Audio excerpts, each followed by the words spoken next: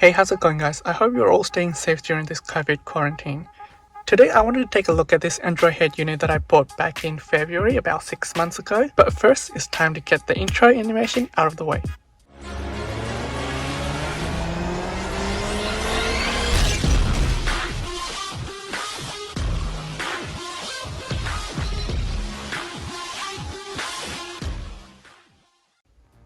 So I've been using this since February and I have mixed feelings and experiences. And I wanted to make a review video and to tell you guys so that you guys can decide whether it's worth the purchase or not.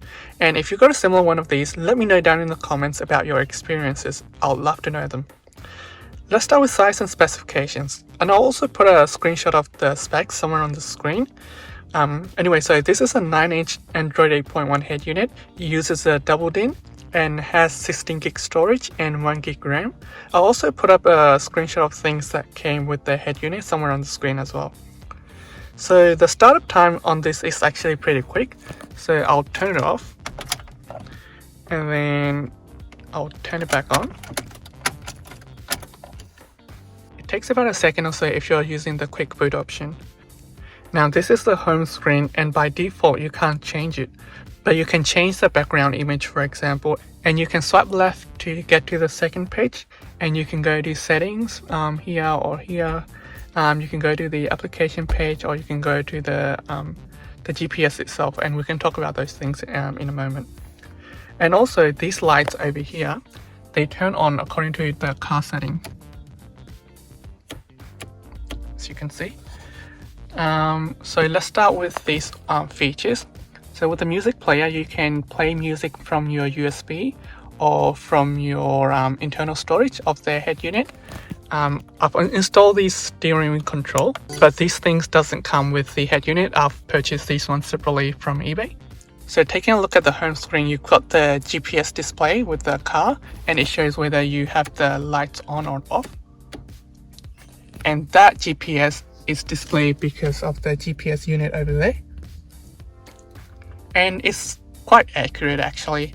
And taking a look at the home screen again, we got the home screen option.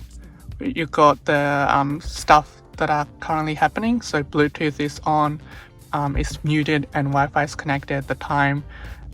You can hide or show the toolbar, or you can switch applications, and you can just click that to go back. Now we're going to move on to the Bluetooth option. So in Bluetooth, you can make or receive phone calls with this button. You can check your contacts. You can dial the recent numbers. And you can also play music from your iPhone or your Android devices. As well as you can play music internally from your USB. So this is where I put my USB device, and I usually play music from this USB device, but other times I play music from Spotify from my phone, and it directly links to the head unit. And also you can install Spotify on the head unit itself. This is the number of Bluetooth devices that is connected to the head unit, and here goes the settings. So in the next screen we've got radio. Takes about a second to load everything up, and then you can choose all the channels. So you can select either one of these and then increase, decrease volume. You can press save channel, but I don't really know where it goes to. It doesn't show it anywhere else. And there's a DX and lock, and you can click that to go back. And then here's the setting. So this is the head unit settings, and we also have an Android setting itself. We'll go through each of them in a moment. And as you can see, because it's got 1 gig ROM, it's not super fast, and also the processor is a bit slow. But it's a head unit of a car, I don't really mind the speed. But if you're someone who wants super fast and super fluid, you might be disappointed a bit when it comes to the GPS and other functionality. So in the setting, we've got the sound setting. I'll just play a music. Actually, I won't play a music because it might be copyright. So in the sound setting, all of these options work except for the subwoof, because I don't have a subwoofer in my car. But you can adjust low, mid, high, and it changes, the speaker changes according to the settings. And clicking this button, you can adjust where you want the sound to go. and you can choose some of the preset options from here as well. So taking a look at the system info, this is the specs of the head unit. It says Android 9.1, but I'm not sure it's actually 9.1. I think it's Android 8.1. It's got 1 gig RAM and 16 gig internal storage. And then we can look at factory settings, and the password is quadruple 8. Here you got some more settings. One of the settings that I usually use is the app setting. In here you can set which apps to start during the boot up time. I use this traffic safety guard. So it's a dash cam and it boots up when the head unit is turned on. And you can select the navigation app. You can select any of these apps, but it has to be a GPS app. I chose TomTom Go instead of the Google Maps because I just think that it's a little more faster than the Google Maps itself. So we can go back. And then other options, we got protocol settings. I don't really know what it does. You got protocol parameter settings. You can adjust some of the settings here, the reversing settings. You can reboot, USB settings, and physical buttons. I don't usually mess around with any of these settings, to be honest. And then car settings, there's really nothing in the car settings.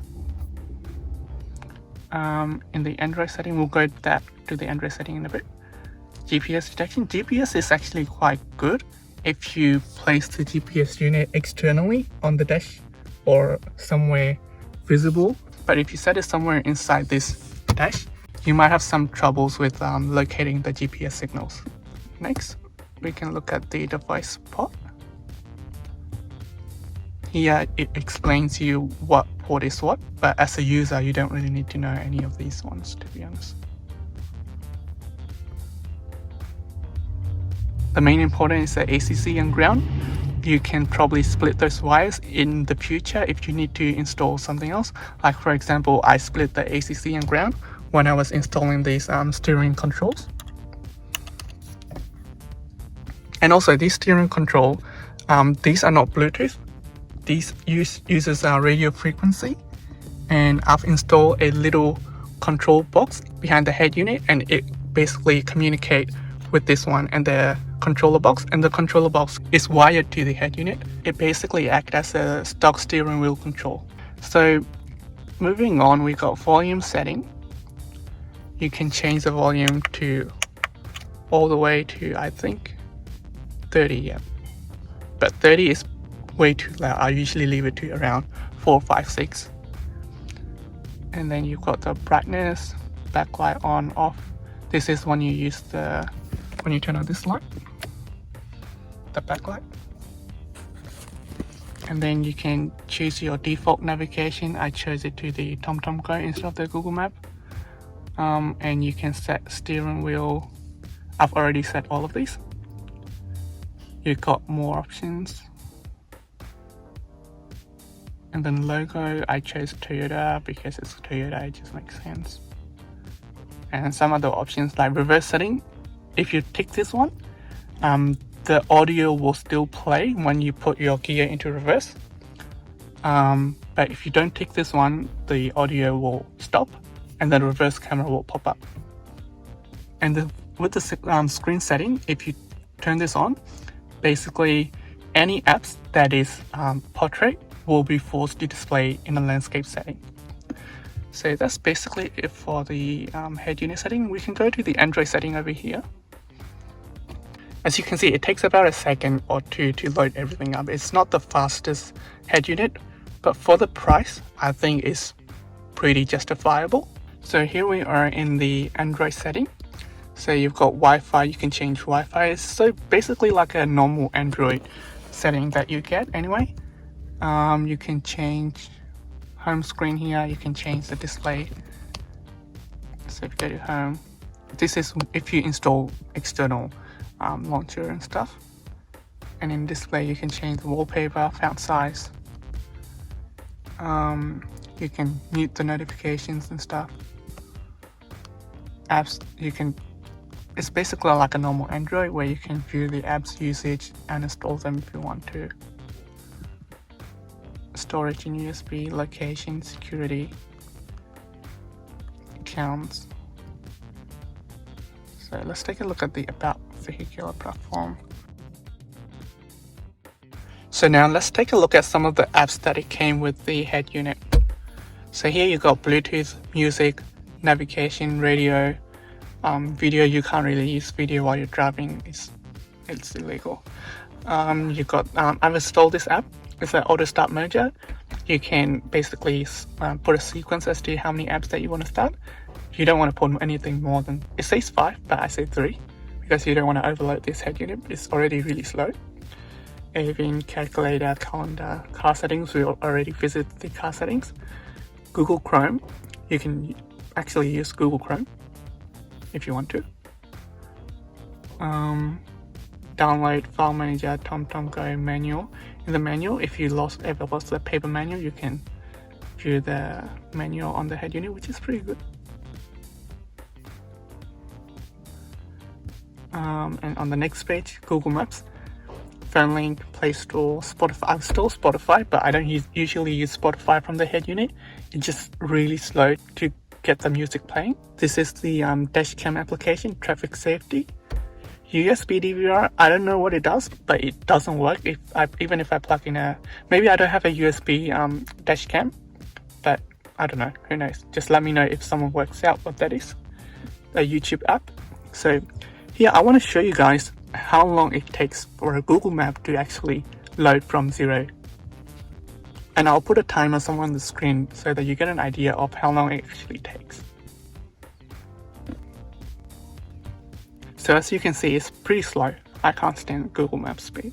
And also, to open the GPS app, you can either click this car icon or you can also click this GPS icon over here. And also, if you guys want to know how I connected this external steering wheel control to this head unit or any other head unit, because as you can see, this doesn't come with the car. I've basically 3M glued it to the surface over here. And it's pretty strong, it doesn't really move. If you guys want to learn how to do that, let me know down in the comments. I'll probably make a video on how to wire these things into your head unit. These are pretty good, pretty helpful. I don't really have to look at the head unit to control these settings while I'm driving, so it's very beneficial. Also, I forgot to mention, if you swipe down, some of the settings that you can control include things like Wi-Fi control, turning on off the screen. If you have got the amplifier, you can control the amplifier settings maybe. So I'm not sure what it does because I don't have the amplifier. And also I'll show you that it is 16 gigs. So if you go to the file manager, you can see that internal storage out of 16 gig, you can only use about 10 gig and 12 gig is the max that it provides. And also if you click on the video, I don't have any videos in here because I don't want to accidentally watch anything, but you can probably select any videos that you want. Also, I forgot to mention what the mirror link application does. So if you go to this phone link here, you can basically mirror a iPhone or an Android and display that screen onto your head unit. So we'll just give it a second to load it up. So what it says is that with the Android, you can use it as a USB to display the screen or as a Wi-Fi, whereas for the iPhone, you can only wirelessly display the screen, which is great. So I'm going to click on the Wi-Fi for iPhone, and all I have to do then on my iPhone is go to screen mirroring, and then the phone link will show up. So just take a second to load, and now I can see my iPhone screen over here. And you can use any apps that is on your iPhone, and it works great. But the only downside is that you need to be connected on the same Wi-Fi. So at the moment I'm at home, so the head unit is using the home Wi-Fi and my phone is also on the home Wi-Fi. But if I go out, I have to give a hotspot from my iPhone to the head unit so that those two can be connected together, which makes sense. So I'm just gonna go back. And if you're using Android Wi-Fi, it's basically a similar process. or Android USB. Basically, you have to connect your Android device via USB using one of these cables that I showed earlier, and it should work just fine. And also you can install pretty much any apps that you want onto the head unit, but I recommend not to install many apps because it might get slower over time. So just keep it simple, just download what you need for your car and just keep the rest of the apps on your iPhone or your Android device. So in my opinion, it's still worth it. I paid this head unit about, I think, $160 from eBay. In my opinion, I think it's worth it because previously the head unit in the car was, it didn't have a display, it's just a normal factory Corolla head unit, and I changed this to a touchscreen head unit, which is quite an upgrade.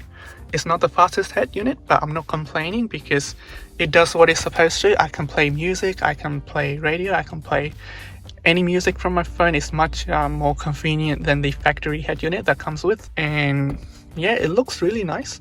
And along with that, I've got the lights. Pretty much looks like a modern car, so I really enjoy using this head unit. It's working well. It's been over about 6 months now. It hasn't failed me. Also, it's slow at times, but I mean, it's working, so you can't complain about that. So yeah, if you've got any questions about the product or anything about the setup, just let me know down in the comments below and I'll get back to you if I can.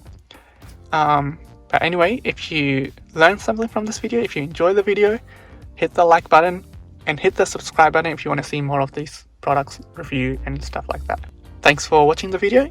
I hope you guys staying safe and peace out.